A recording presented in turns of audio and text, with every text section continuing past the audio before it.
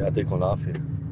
اليوم التنين حوالي الساعة 12 ونص الظهر، فوت هيدا الشاب اللي لابس أسود مثل ما مبين بالفيديو على حي بالحدد، على جاليري سمعان.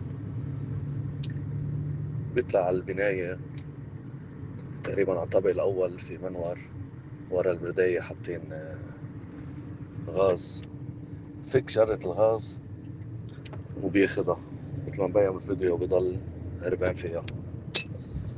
هلا في ولاد بالحي، في مرة ختيارة دغري بالطابق اللي هو فيه، أخذ منه القنينة، سمعت حرقة ما استرجت تظهر، بس هو واضح مبين بالفيديو.